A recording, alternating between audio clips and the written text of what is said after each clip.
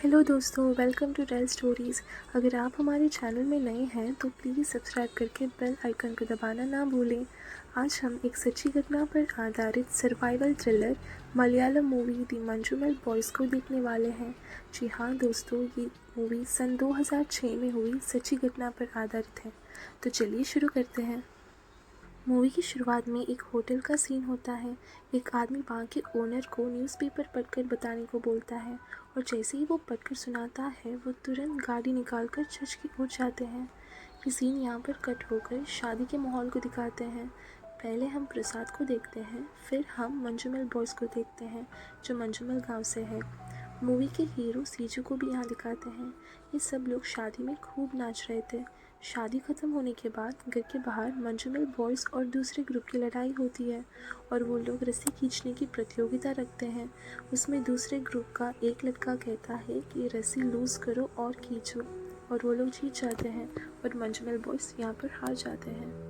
अगली सुबह ये लोग घूमने जाने का प्लान बनाते हैं और गोवा जाने का फ़ैसला करते हैं, लेकिन वो जगह दूर और पैसे ना होने के कारण वो लोग दूसरी जगह जाने का सोचते हैं।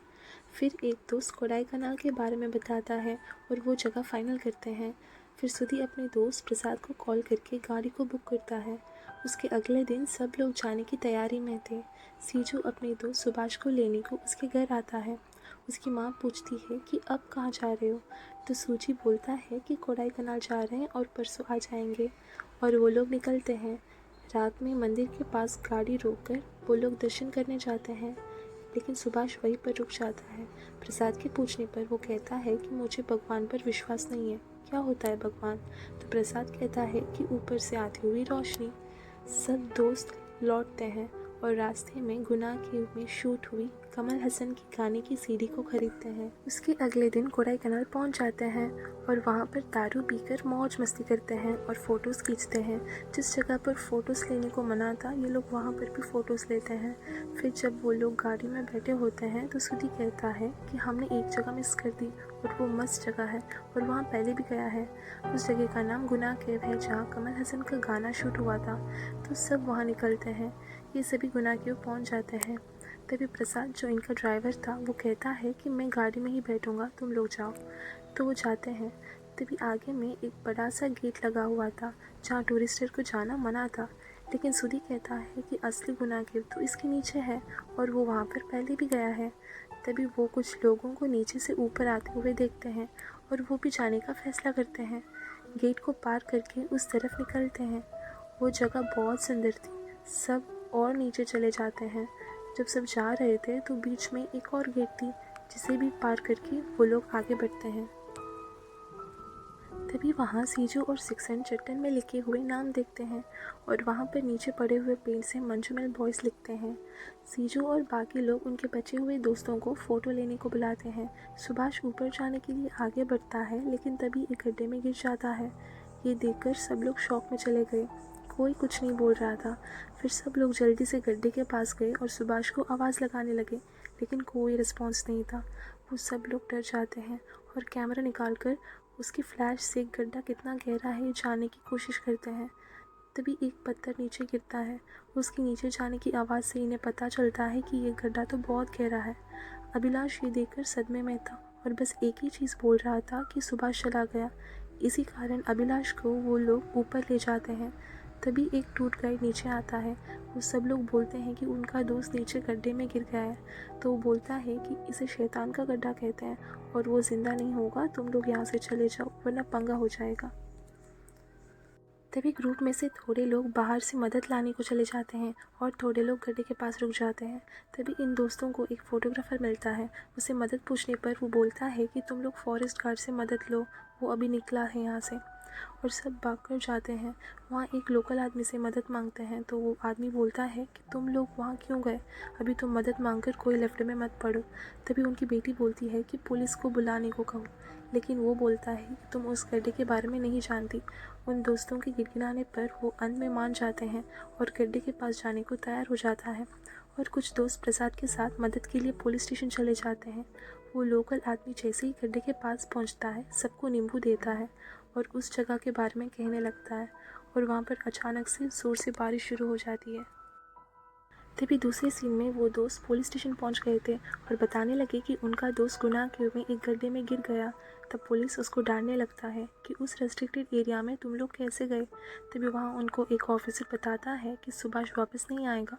उस जगह का नाम डेविल्स किचन है और वहाँ एक रिपोर्ट के हिसाब से 13 लोग उस गड्ढे में गिर गए हैं और जो भी अंदर गया वो कभी वापस नहीं आया और ना ही उनकी लाश आई। वो कुछ 900 फीट गहरा है और कुछ लोग कहते हैं कि अगर इसकी गहराई नापी गई तो एक कोडाई कनाल जितनी ऊंची होगी। एक ऐसी अंधेरी खाई है जहां ना ही हवा जाती है और ना ही रोशनी।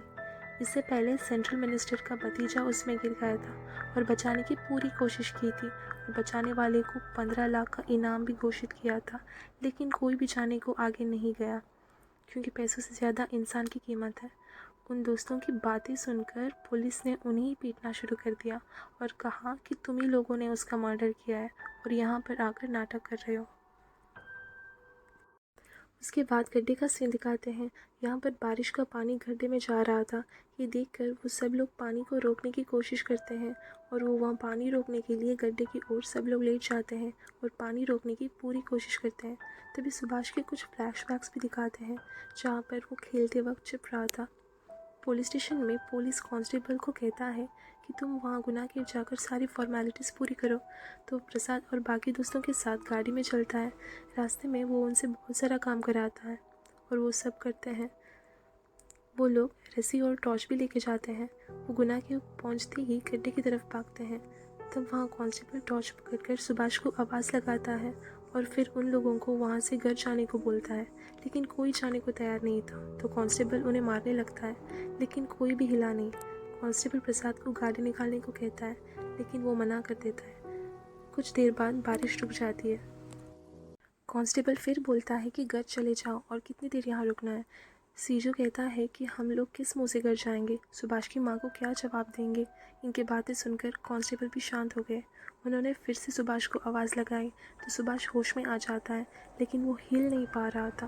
पूरा शरीर खून से लथपथ था। सुभाष दर्द से चिल्लाता है और ये आवाज़ इन लोगों ने सुन ली और इन्हें यकीन हो गया कि वो अभी भी ज़िंदा है। सुभाष के ज़िंदा होने के पता चलते ही रेस्क्यू टीम भी आ गई। उन लोगों ने गड्ढे में रस्सी डाल दी। तो उनमें से एक कहता है कि वो गड्ढा सीधा नहीं है और रस्सी उस तक नहीं पहुंचेगी, किसी को नीचे उतरना पड़ेगा। सबके कहने पर वो लोग एक को नीचे भेजने को तैयार हो जाते हैं, लेकिन कोई नीचे जाने के लिए तैयार नहीं था। ये देखकर सीजू अपने दोस्त को बचाने के लिए नीचे जाने को तैयार हो जाता है और उसके साथ साथ सुधी भी तैयार हो गया था। फिर सीजू को नीचे भेजा जाता है और वो लोग रस्सी को लूज़ करने लगते हैं। एक टाइम ऐसा आया जब रस्सी ख़त्म हो गई। वो लोग कहते हैं कि 120 फीट की रस्सी ख़त्म हो गई है और इससे नीचे ऑक्सीजन भी नहीं होगा, तो सीजू को ऊपर खींचना ही ठीक होगा।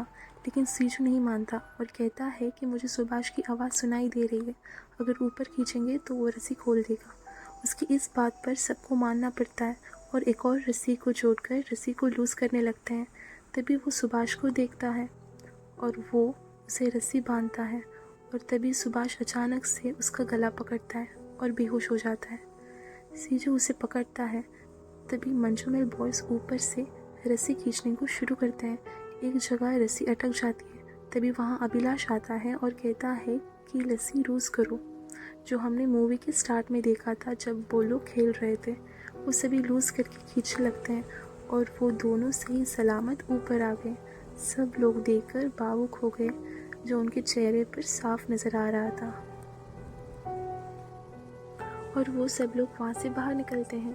कुछ गांव के लोग उसका आशीर्वाद लेते हैं क्योंकि उस गड्ढे से अब तक कोई भी वापस नहीं आया था और ये किसी चमत्कार से कम नहीं था। और उसे क्लिनिक जाकर फर्स्ट एड दिया गया और वहाँ से उनके गांव के अस्पताल को ले गए। उनके गांव पहुँचते ही सब लोग अपने अपने काम के लिए चले गए। सुभाष की माँ ने सीजू को बहुत सुनाया कि उसकी वजह से ये सब हुआ है, लेकिन सीजू सब सुनता रहा और कुछ नहीं कहा। फिर सुभाष को घर लेकर आए, लेकिन वो उसी सदमे में था और उसे बुरे सपने आ रहे थे। फिर उसको थेरेपी दी गई और वो धीरे धीरे ठीक होने लगा। कुछ टाइम बाद एक लोकल आदमी को न्यूज़पेपर मिलता है जिसमें सीजू की फ़ोटो थी, जो हमने मूवी के स्टार्टिंग में देखा था।